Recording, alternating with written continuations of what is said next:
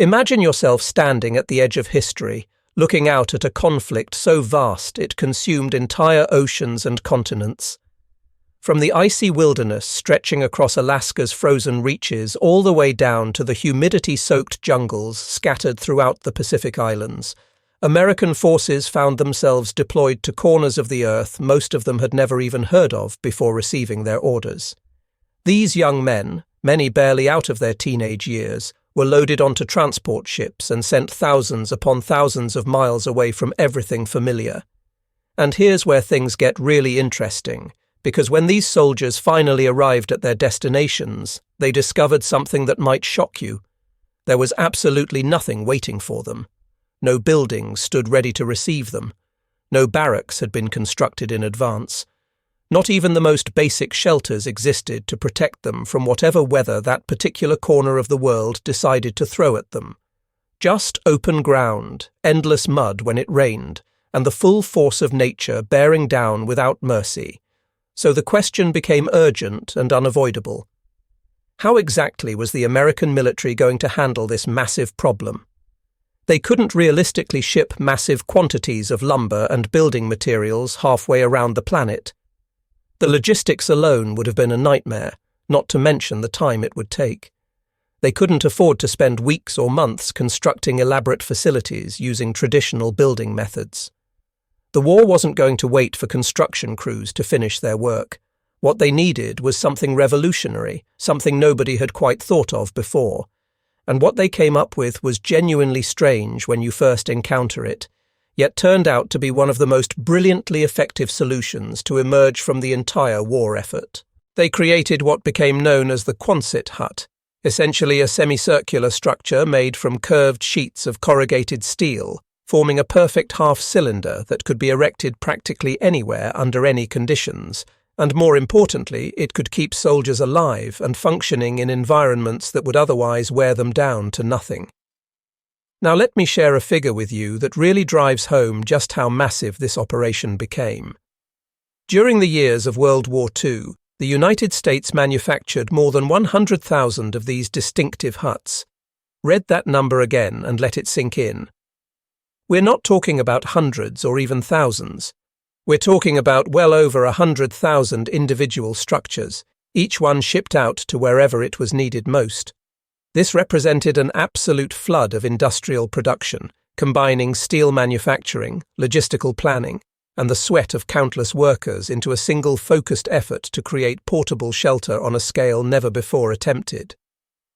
Try to visualize what it must have been like for a soldier touching down on some remote island somewhere in the vast Pacific Ocean in the year 1943.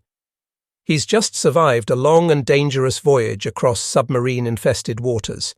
He arrives on an island that was completely unknown to American forces just months or maybe even weeks earlier.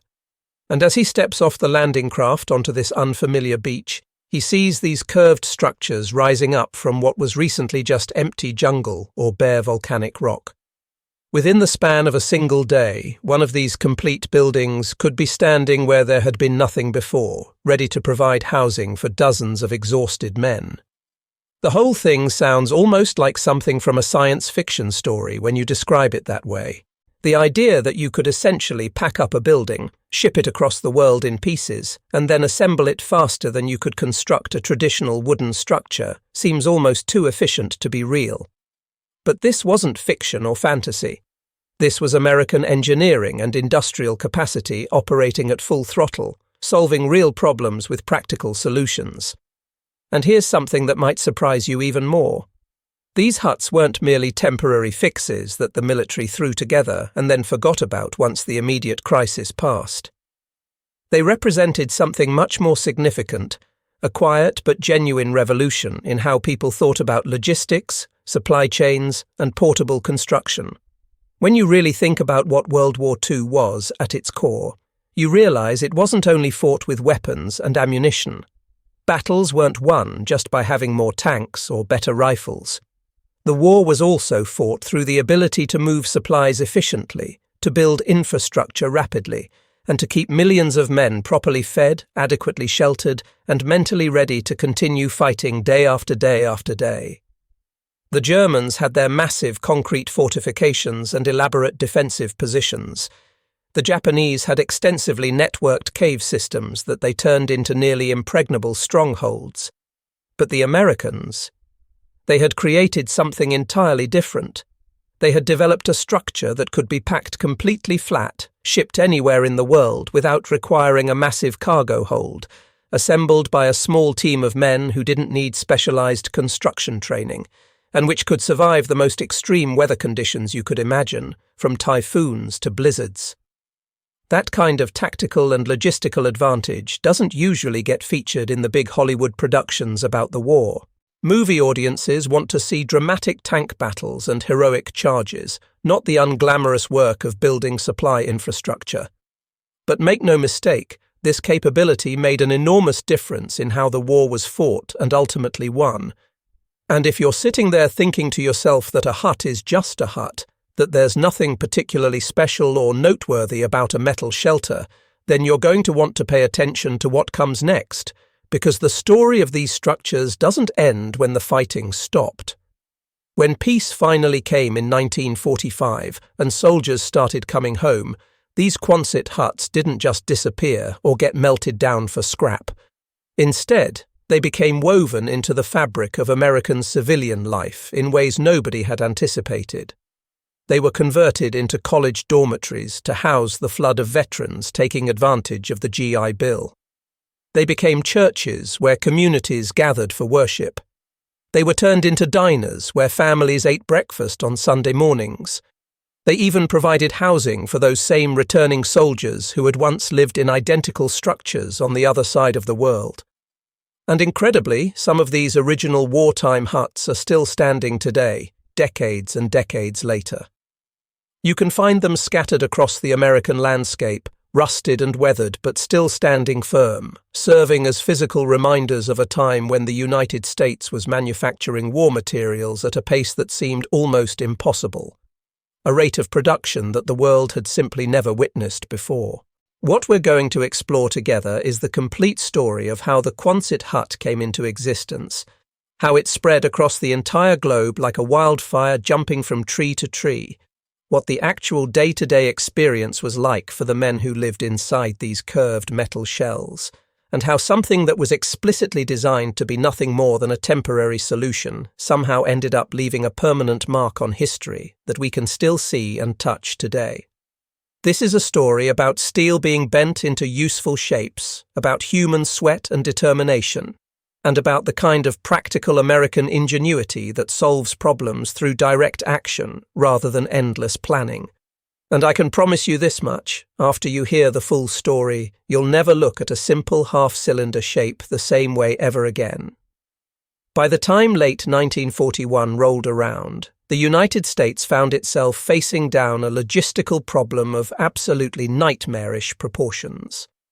The surprise attack on Pearl Harbor had forced America into a truly global conflict, a war that would require deploying troops to literally every corner of the planet. We're talking about millions upon millions of young men who were about to be shipped overseas to fight, and every single one of those individuals needed three fundamental things to survive and function effectively. They needed food to maintain their strength. They needed clean water to stay healthy. And they needed some kind of roof over their heads to protect them from the elements and give them a place to rest between battles. The problem facing military planners was crystal clear and terrifyingly urgent. How do you provide adequate housing for an army that's constantly moving, constantly deploying to new locations, constantly shifting based on where the fighting takes them? Traditional construction methods using wooden barracks were completely impractical for this situation. Building conventional structures took far too much time, required skilled carpenters who were needed for other critical work, and demanded massive quantities of lumber that had to be sourced, processed, and transported. And the idea of shipping enormous amounts of heavy construction materials halfway around the world to every location where American forces might be deployed was simply absurd from a logistics standpoint. The cargo space alone would have been prohibitive, not to mention the time and fuel required to transport it all. What the military desperately needed was something completely new and different. They needed a solution that was fast to deploy, cheap enough to produce in massive quantities, portable enough to ship efficiently, and tough enough to withstand absolutely brutal conditions ranging from Arctic blizzards to tropical monsoons and everything in between. This wasn't just about providing comfort to the troops, though morale certainly mattered. This was fundamentally about military effectiveness and keeping soldiers alive. When you've got men fighting in the scorching deserts of North Africa, or deployed to tiny remote islands scattered across the Pacific Ocean, or stationed at frigid outposts in Alaska where temperatures plunge far below zero, you absolutely cannot afford to have those soldiers weakened by constant exposure to harsh environmental conditions. A soldier who's sick from sleeping in the rain night after night isn't just one individual who can't fight. That's a break in the entire chain of command and operations. That's a gap in the defensive line. That's a pilot who can't fly his mission, or a radio man who can't coordinate communications. American military planners understood with complete clarity that they had to solve this shelter problem quickly and effectively before it snowballed into something that would cost them actual battles and potentially cost lives unnecessarily. The question they faced wasn't whether they would manage to come up with some kind of solution. The real question was how incredibly fast they could develop and deploy that solution. This is where the United States Navy enters the picture in a major way. Even in early 1941, months before the attack on Pearl Harbor forced America's hand, the Navy was already looking ahead and recognizing that it would need portable housing solutions for its rapidly expanding network of bases. Navy planners didn't want to rely on fabric tents that would rip apart in strong winds or get shredded by flying debris during storms. They didn't want wooden shacks that would rot away within months when exposed to the constant humidity and rainfall of jungle environments. What they wanted was something you could pack into standardized boxes, ship to absolutely any location on Earth, and then assemble using minimal tools and basic labor.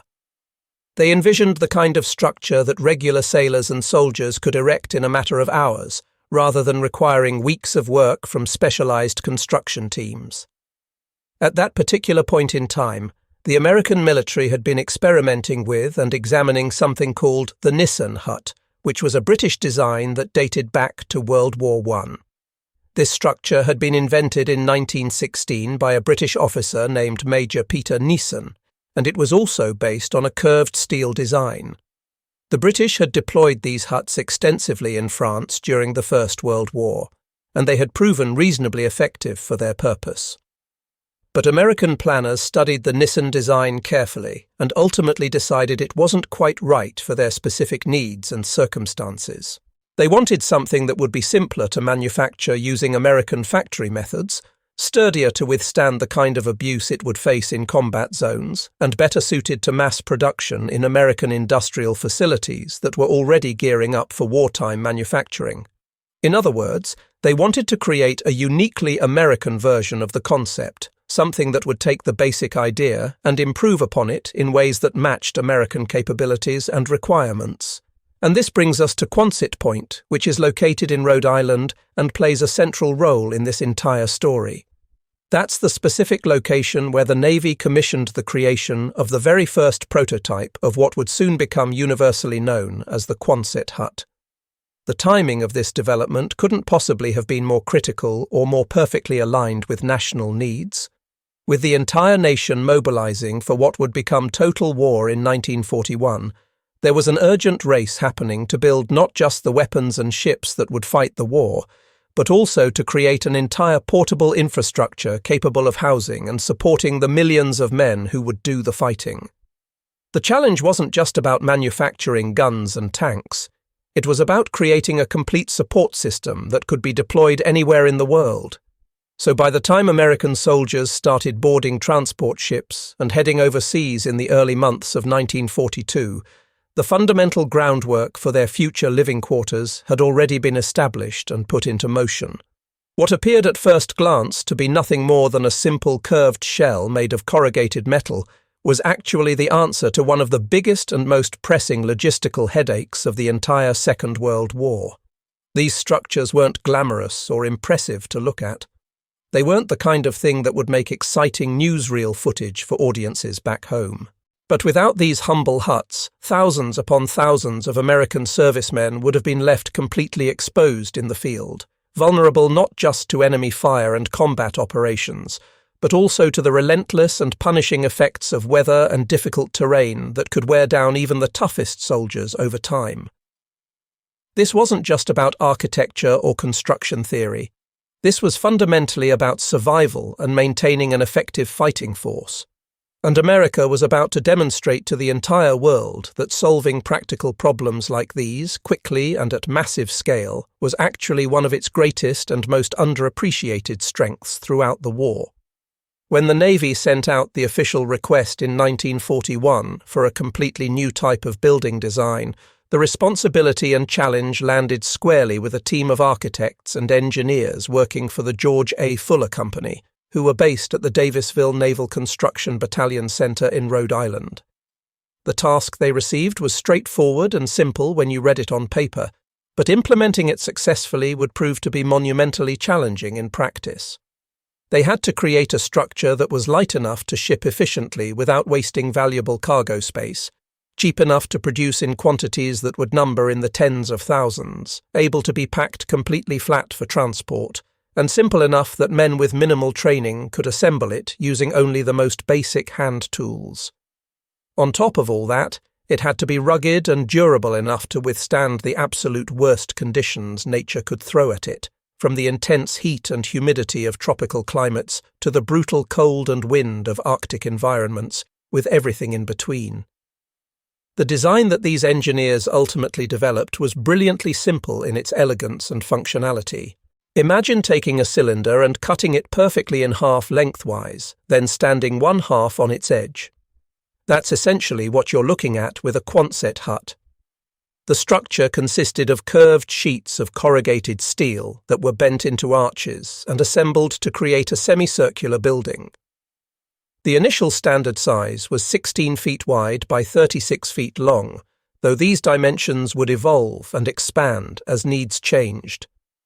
The semicircular shape wasn't chosen purely for aesthetic reasons or because it looked interesting. That curved design gave the structure incredible inherent strength, allowing wind to flow smoothly over the surface instead of catching and creating pressure points. Rain would slide right off instead of pooling and creating leaks. Snow would have difficulty accumulating on the curved surface. At each end of the half-cylinder, plywood panels could be fitted and customized with whatever combination of doors, windows, or ventilation openings made sense for the specific climate and intended purpose. Inside the hut, the walls could be lined with insulation material if the hut was going to be used in cold climates, or they could be left bare in warmer environments. The entire assembled structure would then be mounted on a simple foundation, either wooden beams or a concrete pad, depending on what was available at the construction site and how permanent the installation needed to be. The very first prototype huts were constructed at Quonset Point during the middle months of 1941, and that's exactly how these structures got their distinctive name that stuck with them throughout their entire history. These initial models weren't fancy or luxurious in any way.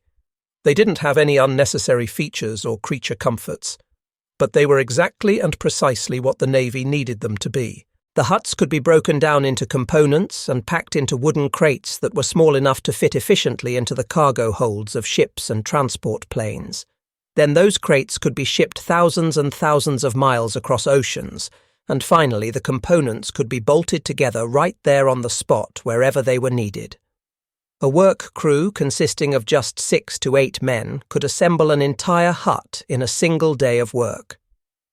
If you compare that timeline to the weeks and weeks of labour required to hammer together boards and construct traditional wooden barracks using conventional building methods, you start to understand immediately why the Quonset hut became an instant success with military planners and field commanders.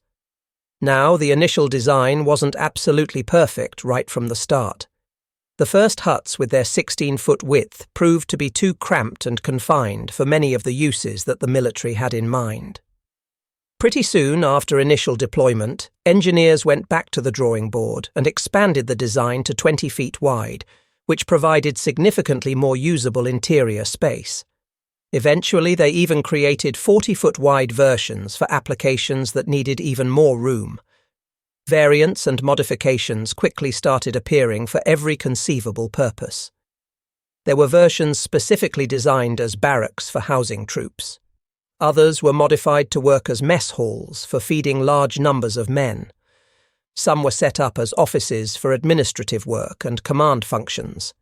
There were even versions adapted for use as chapels where services could be held. The modular nature of the basic design meant that you could link multiple huts together end to end to create longer structures, you could extend them in various directions, or you could modify them on the fly in the field to meet changing needs and requirements.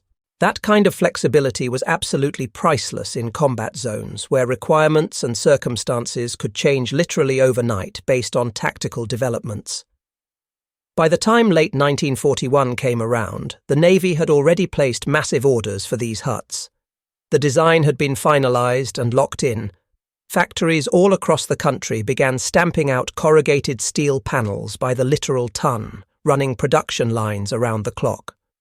The Quonset hut was officially rolling off assembly lines and being shipped out even while America was still reeling from the shock and devastation of Pearl Harbor. By the time United States troops were making their first major landing on Guadalcanal in August of 1942, the huts were already there on the island, crated up and waiting to shelter the men who would fight there. When you look back now with the benefit of hindsight and historical perspective, it's easy to see the Quonset hut as something inevitable, as though it was always destined to exist in exactly this form. But the truth is, it really wasn't inevitable at all. It was born out of one very specific moment of desperate urgency, representing a perfect marriage between massive industrial manufacturing capability and practical, no-nonsense design thinking. Without Quonset Point and the facilities located there, without that crucial Navy order that got everything started, without the incredibly quick work of those talented engineers who figured out how to make the concept actually work, the war might have looked substantially different, particularly in the Pacific Theatre and beyond. The beauty and elegance of the Quonset hut ultimately came down to its remarkable simplicity. You had steel arches forming the body of the structure, plywood panels closing off the ends, and an implicit promise that came with every single unit. No matter where you decided to send American troops, no matter how remote or inhospitable the location, they would have a place they could call home, even if that home was only going to shelter them for a single night before they moved on. Once the final design had been completely worked out and approved in 1941, the United States didn't just build Quonset huts one at a time or in small batches. They churned them out in numbers that genuinely defied belief and seemed almost impossible to anyone who wasn't familiar with American industrial capacity.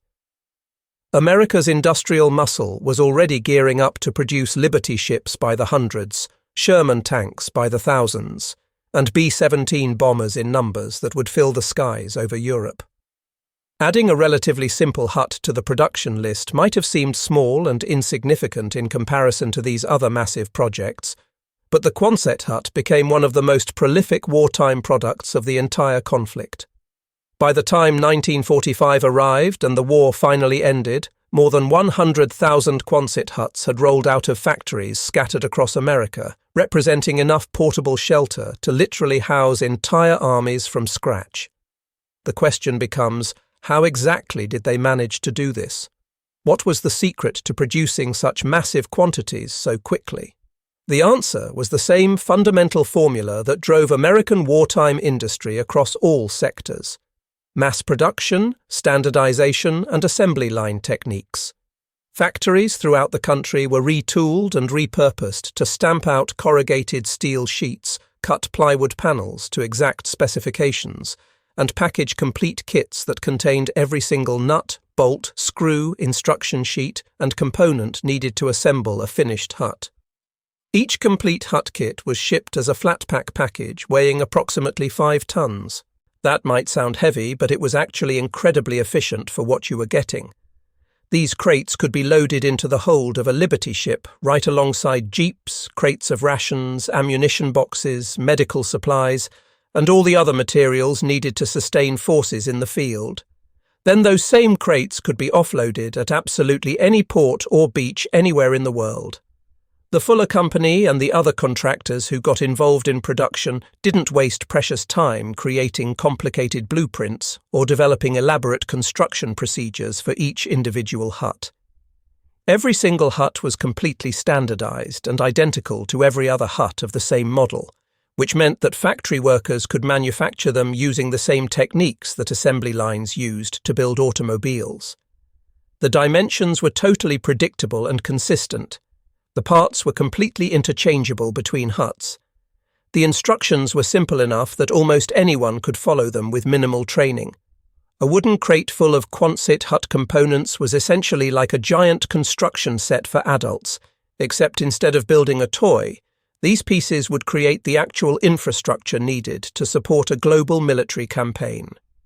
If you want to really understand the scale of this operation, the numbers tell the story better than anything else could. In 1942 alone, the Navy placed orders for over 25,000 huts almost immediately after the design proved successful, and production only got faster and more efficient from there. Factories in Rhode Island and New Jersey ramped up production quickly, and soon manufacturing facilities across the entire Midwest were working around the clock on multiple shifts. By the time 1943 rolled around, entire cargo ships were leaving American ports carrying nothing but Quonset hut kits stacked from deck to deck, along with the men who had been specially trained to assemble them once they reached their destinations. The pace of production was so absolutely relentless and fast that huts were often being manufactured and shipped out faster than the military command structure could even decide exactly where they would ultimately be deployed and used. But that wasn't seen as a problem, because having extra huts in reserve was far better than not having enough when they were desperately needed. The real miracle of the entire operation, the thing that made it all work in practical terms, was just how few men it actually took to raise one of these structures from a pile of parts into a functioning building. 6 or 8 soldiers, armed with nothing more than wrenches and hammers, could put up a complete hut in less than a full day of work. They didn't need cranes or heavy lifting equipment. They didn't need skilled carpenters with years of training. They didn't need engineers on site supervising every step. They just needed basic manpower, a box full of components, and the simple instructions that came with each kit. That incredible speed of assembly meant that newly captured islands could be transformed from bare rock or jungle into fully functioning military bases almost overnight. Airstrips that had been carved out of the wilderness could suddenly have barracks ready to house pilots, kitchens set up to serve food, and office buildings established for command personnel to coordinate operations. A bare patch of jungle that was completely empty on Monday morning could be turned into what looked like a small city by Friday afternoon. It's worth taking a moment to compare this American approach to what the enemy forces were dealing with. While German troops on the Eastern Front were digging themselves into underground bunkers and trying to survive in holes in the ground, and while Japanese garrison forces were laboriously burrowing into cave systems on Pacific islands, American forces were building entire steel towns that rose up almost instantaneously wherever they were needed. It wasn't glamorous or dramatic in the way that tank battles or naval engagements were glamorous and dramatic. It didn't make for exciting propaganda footage. But it meant something incredibly important. It meant that wherever the American flag got planted, wherever US forces established a presence, a fully functioning base with all necessary support facilities followed close behind almost immediately. By the time the war finally ended, production figures for Quonset huts rivaled some of the biggest and most famous hardware programs of the entire conflict. These huts weren't just providing housing and shelter. They had become a powerful symbol of America's fundamental ability to outproduce, outsupply, and outbuild its enemies through sheer industrial might and organizational efficiency. It was one thing to send soldiers overseas to fight. It was an entirely different and more impressive thing to give each and every one of those soldiers a ready-made home that was waiting for them in a crate, prepared to be assembled wherever they happened to land. Living inside one of these Quonset huts was an experience unlike anything that most American soldiers had ever encountered before in their entire lives. For the majority of these young men, this deployment overseas represented their very first time away from home, away from family, away from everything familiar and comfortable. And suddenly, their house, their shelter, their home away from home, was this curved shell made of corrugated steel that had been planted on foreign soil thousands of miles from anything they had known before. Now, these huts were definitely not luxury accommodations by any stretch of the imagination. They weren't comfortable in the way that a real house with proper rooms and amenities would be comfortable. But when you compare living in a Quonset hut to the alternative of sleeping in a fabric tent that leaked during rainstorms and offered almost no protection from cold temperatures at night, the huts seemed like an absolute godsend, a genuine gift from military planners who actually understood what soldiers needed. The way the interiors were set up could be adapted and modified depending on which theatre of war you happened to be fighting in. In the South Pacific, where heat and humidity were constant problems, the huts were often lined with insulation material that helped dull the absolutely relentless heat that built up during the day. Screens were added to windows and vents to keep out the massive clouds of mosquitoes that could make life miserable and spread disease. In colder climates, and I'm talking about places like Alaska or deployment areas in northern Europe, stoves would be installed inside the huts, sometimes one at each end of the structure, to generate enough heat to keep the bitter chill at bay during freezing nights.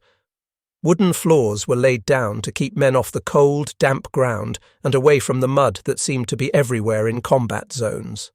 Improvised partitions might be erected inside to give at least a hint of privacy, though this wasn't always possible. Still, despite all these modifications and improvements, most soldiers who lived in these huts remembered them as being loud and echoing spaces where every sound bounced off the metal walls, and they could be absolutely sweltering during the daytime when the sun beat down on that steel roof. But here's something really important to understand about these huts. They weren't used only as barracks for sleeping. Their remarkable flexibility and adaptability meant they could be transformed into absolutely whatever the military happened to need at any given time. Some huts got converted into mess halls, large spaces where hundreds of men would line up in shifts to receive their rations and eat their meals together. Others were carefully transformed into field hospitals, with rows and rows of cots lined up under that curved roof, and the ever-present smell of antiseptic and medical supplies filling the air as doctors and nurses worked to save wounded men. There were huts that got used as chapels and places of worship, with crude altars built under the curved metal ceiling, where soldiers would gather to sing hymns and pray, thousands of miles away from the churches they had grown up attending back home. Command posts were set up in huts, serving as nerve centres where officers planned operations and coordinated troop movements. Storage depots used huts to protect valuable supplies and equipment from the weather. Classrooms were established in huts for training purposes. There were even makeshift theatres set up in larger huts for movie nights, giving soldiers a brief escape from the realities of war through entertainment. If a particular military function needed to happen under a roof, there was a Quonset hut that could be adapted to serve that purpose. Imagine you're a soldier arriving on an island like Guadalcanal in 1943. You've just survived a dangerous voyage across submarine-infested waters, spending days or weeks cramped aboard a transport ship. You finally arrive at this island, this piece of land that you had probably never heard of before receiving your deployment orders. As you step off the landing craft and wade through the surf onto the beach, one of the first things you see is this sprawling landscape of curved metal huts rising up almost magically from what had been nothing but raw jungle just weeks or maybe even days earlier. These structures were turning bare patches of wilderness into something that looked and felt like a functioning military camp with remarkable speed. The huts gave troops a strange but powerful sense of permanence in places that were otherwise completely alien and often deeply hostile. They became symbols of American resourcefulness and organizational ability, serving as proof that no matter where you were shipped or deployed, some element of structure and order would follow right behind you. Of course, living in these huts wasn't all positive, and there were definitely plenty of downsides that soldiers had to deal with. The steel walls of the structures had an unfortunate tendency to amplify and magnify the sound of rain pounding on the roof until it became absolutely deafening, making sleep difficult during storms. In tropical environments, the inside of a hut could feel exactly like an oven, with temperatures climbing to almost unbearable levels during the hottest parts of the day. Ventilation was often poor and inadequate, with not enough air circulation to provide real relief from the heat. The humidity in jungle environments could warp and damage the wooden end panels over time, creating gaps that let in insects and rain. But soldiers being soldiers, they adapted to these challenges with typical ingenuity and resourcefulness. They rigged up makeshift fans, using whatever materials they could scrounge. They cut additional windows and vents into the structures to improve airflow. They did absolutely whatever it took to make the huts more livable and bearable, because the alternative was so much worse. After all, when you compared living in a Quonset hut to spending your nights in muddy foxholes or under open-air tents that offered almost no protection, the hut still represented a significant step up in quality of life. Letters that soldiers sent home to their families often mentioned these huts, sometimes with humour about their quirks and limitations, sometimes with complaints about specific problems, but almost always with at least some degree of gratitude that there was something solid standing between them and the elements. In the words of one Marine who was stationed somewhere in the vast Pacific theatre, and I'm paraphrasing his sentiment here, "The hut might not be pretty to look at, but it keeps the rain out, and that's all a man can reasonably ask for when he's this far from home." And perhaps most importantly, from a psychological standpoint, these huts offered a strange but valuable sense of normalcy and routine in the midst of complete chaos. You could hang your personal gear on a nail driven into the wall. You could line up your cot in your assigned spot. You could know that, at least for tonight, you weren't completely at the mercy of the jungle or the desert or whatever hostile environment surrounded you. For a soldier who was thousands of miles away from home, missing his family and everything familiar, that small comfort of having a defined personal space was worth more than its weight in gold. It was a tiny piece of civilization in the middle of a war zone. The Quonset hut didn't just remain confined to American military camps and installations. It spread like wildfire, racing through dry brush, expanding across the entire globe and following the advance of United States forces wherever they happened to go. From the beaches of Normandy, where Allied forces stormed ashore on D-Day, to the dense jungles of New Guinea, where American and Australian forces fought Japanese troops, these distinctive half-moon-shaped shelters became an integral part of the landscape of World War II.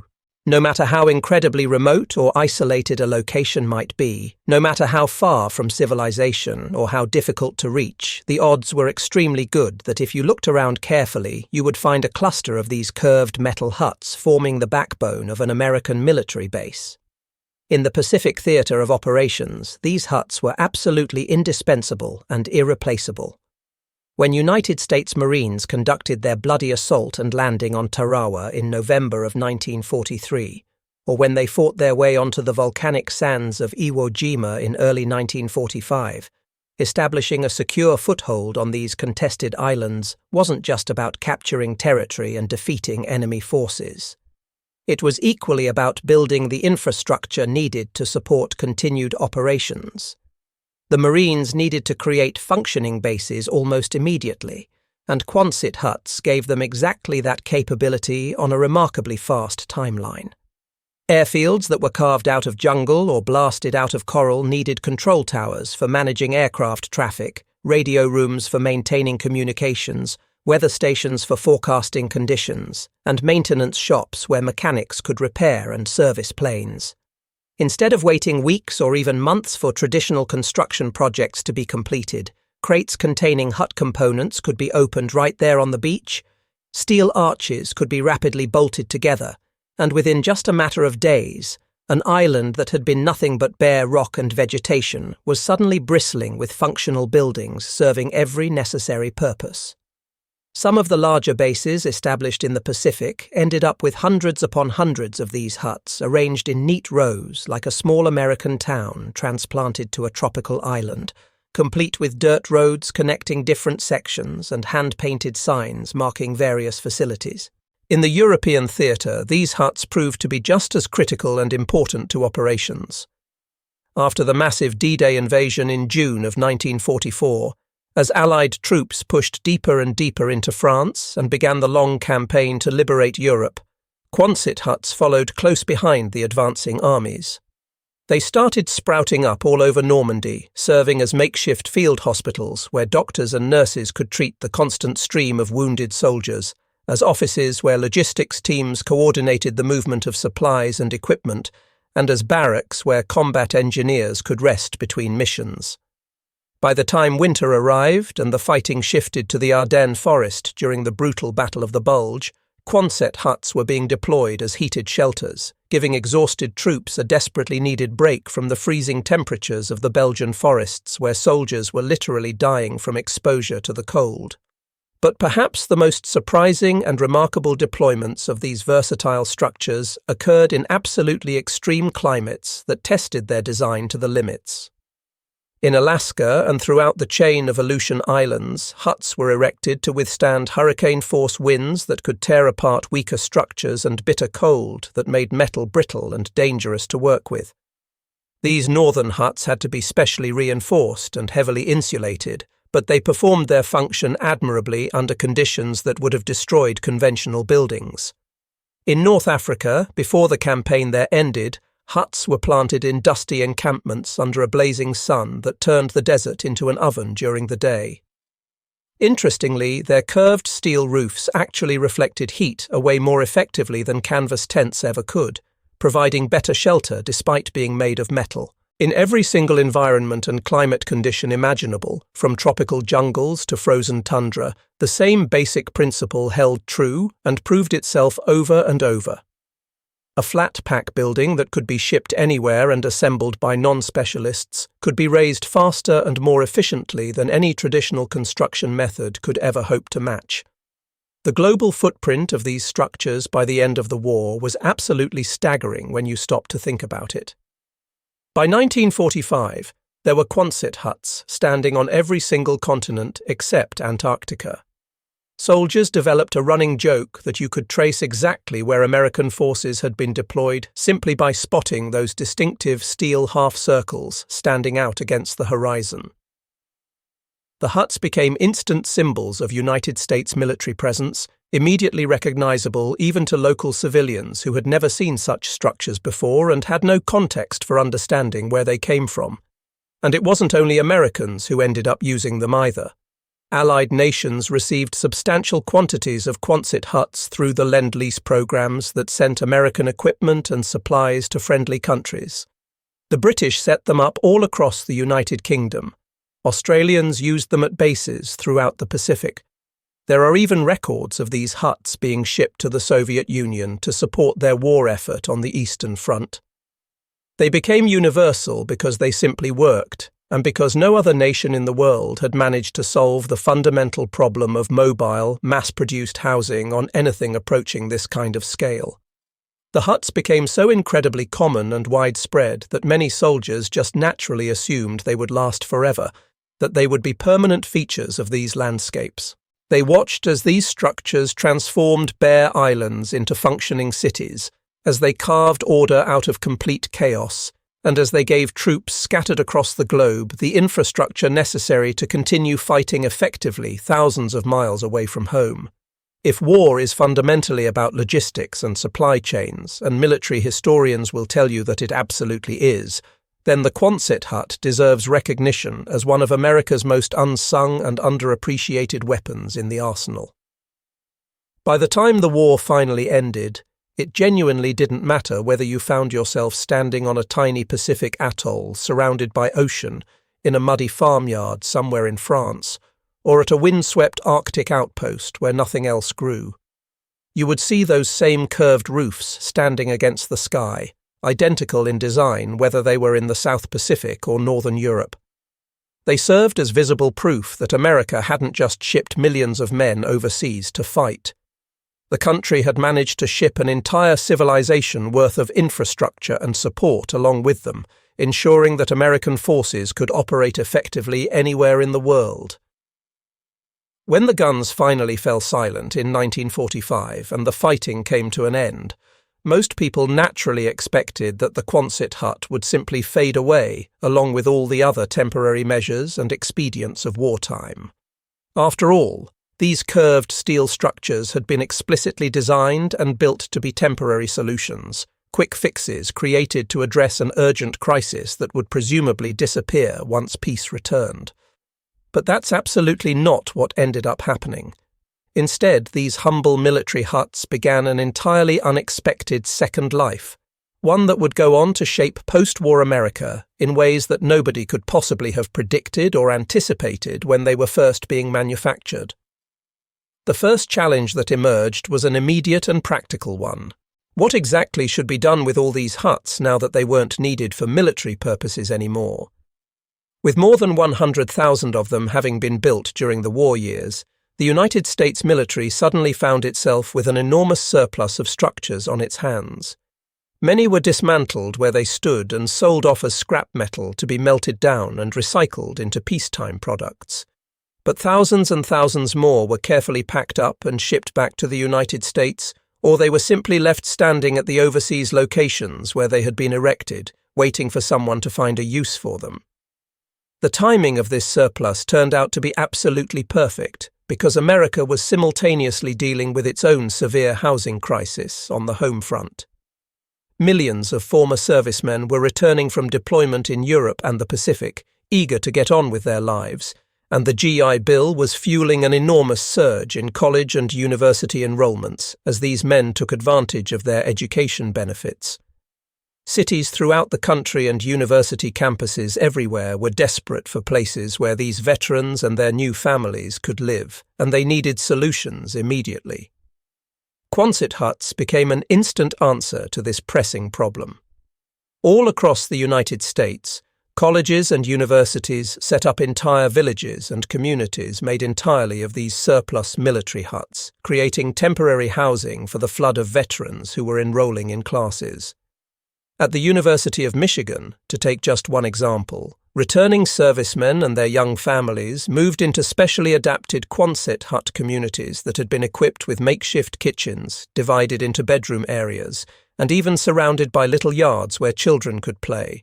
Other major educational institutions like the University of Minnesota up in the cold north, Brown University on the East Coast, and UCLA out in California all did essentially the same thing, converting military surplus huts into student housing as fast as they could acquire them. These improvised villages certainly weren't glamorous or luxurious accommodations. Many wives joked and complained about the challenges of trying to cook meals in what was essentially a half-cylinder kitchen with weird curved walls. But the huts were affordable when money was tight. They could be set up incredibly fast when speed was essential. And they were definitely better than having no housing at all or living separated from family. Beyond university campuses, entire towns and residential neighborhoods sprouted up using surplus Quonset huts as their primary building material. Some of these structures were converted and adapted to serve as churches where congregations could gather for Sunday services. Others became diners and restaurants where families could eat out and socialize. Some were turned into dance halls where communities held social events. Small business owners purchased surplus huts at bargain prices and converted them into workshops where they could pursue their trades, garages for automotive repair work, and warehouses for storing inventory and supplies. Farmers discovered they loved these structures and bought them in large numbers, using the huts as barns for livestock, equipment storage sheds, and protected spaces for harvesting and processing crops.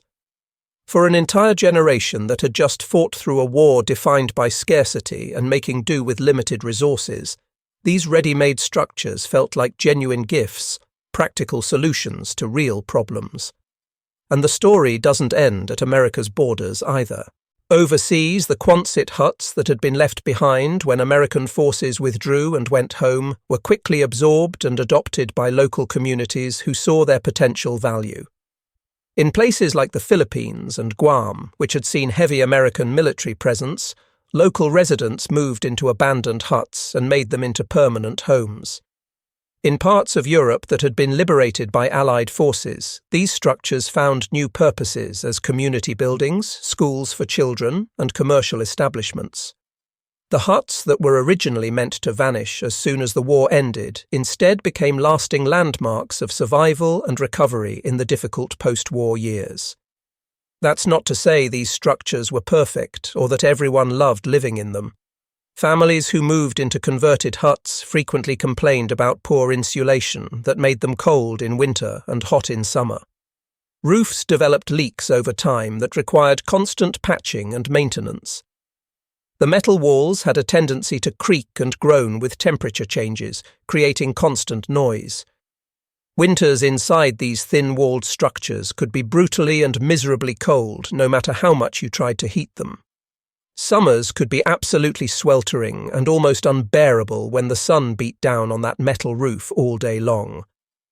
But for many American families in those immediate post-war years, these huts represented something crucially important. They represented stability and permanence in what was otherwise a chaotic and uncertain world. They were a stepping stone, a temporary roof overhead that would shelter a family while something more permanent and comfortable could be found or built. They were a bridge between the disruption of wartime and the promise of peacetime prosperity that everyone hoped was coming.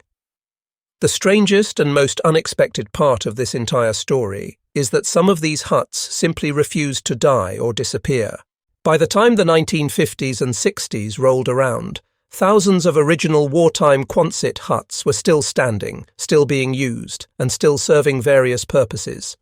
Owners had patched them up with new siding materials, installed better windows, added proper insulation, and made countless other improvements to keep them functional.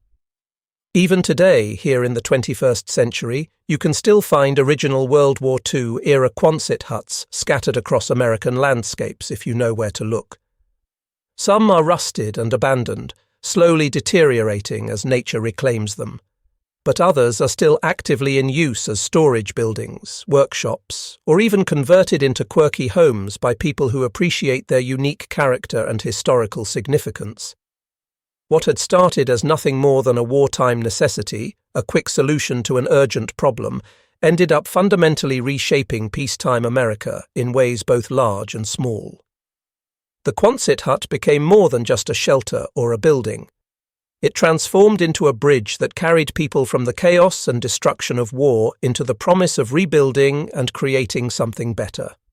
And just like the soldiers who had once lived in these huts overseas, the structures themselves proved to be far tougher and more enduring than anyone had any right to expect. They outlasted their intended purpose and kept on serving long after they were supposed to have been forgotten. Even now, approaching 80 years after the end of World War II, the Quonset hut has stubbornly refused to vanish from the American landscape or from collective memory. In fact, these structures have somehow become lasting symbols of wartime ingenuity and resourcefulness, serving as physical reminders of how American industrial might and creative problem-solving could be combined to address challenges on a truly global scale. You can still get in your car and drive across various parts of the United States today and spot them if you're paying attention. Those distinctive half-cylinders of corrugated steel stand stubbornly in fields, tucked away on old college campuses or sitting behind workshops and small businesses. Some are badly battered and rusted, barely holding together after decades of exposure to weather. Others have been lovingly restored and maintained, repainted and repurposed, but still fundamentally the same structures that were built during the war years. But all of them, whether pristine or deteriorating, whisper the same basic story.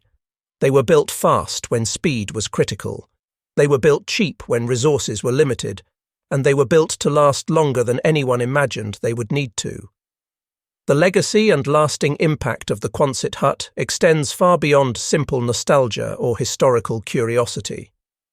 Architects and historians who study the evolution of building design often point to these structures as important precursors to modern prefabricated housing concepts. The whole idea of shipping buildings as flat-pack kits that can be assembled on site using minimal tools is something we now associate with contemporary companies and furniture retailers. But back in 1941, America was already implementing this concept on a massive industrial scale. The Quonset hut proved conclusively that modular design could be both practical for real-world use and scalable to meet enormous demand, and it sparked important conversations in the post-war years about whether similar approaches could be used to solve civilian housing shortages through mass-produced homes. For the veterans who had lived in these huts during their military service, the structures carried significant emotional weight and personal meaning. Many remembered them as the backdrop of their entire wartime experience, the place where they had written heartfelt letters home to sweethearts and family members, where they had laughed and joked with comrades who became lifelong friends, or where they had collapsed into exhausted sleep after days of intense combat and stress. For civilians back home, these huts became a strange but increasingly familiar sight, dotting landscapes from Rhode Island to remote Pacific atolls.